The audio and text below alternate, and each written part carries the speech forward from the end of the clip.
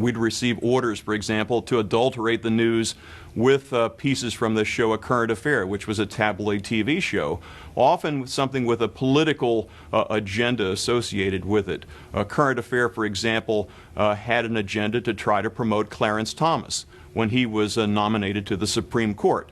And so we had to carry pieces of that show with a sort of pro-Clarence Thomas spin, an anti-Anita Hill spin also, if you would.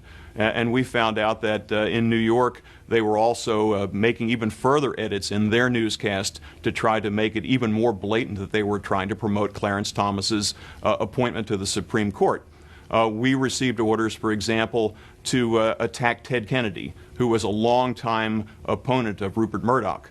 And one celebrated occasion, we were ordered to run a long, uncut piece from A Current Affair that was rehashing the whole matter of Chappaquiddick and Mary Jo Kopechne, going back to the 1960s, I believe.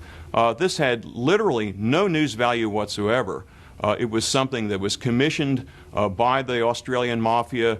It was actually reported on by a guy named Steve Dunleavy, who was one of Murdoch's buddies, an Australian. It showed on A Current Affair. It had zero news value. We were told you had to run this thing uncut. You could not even edit it down and just run a snippet of it. This is the kind of thing that started creeping into the newscast, where we started not only changing the style of the news to a more sensational kind of approach, but also interjecting this kind of right-wing, anti-democratic, pro-Republican propaganda.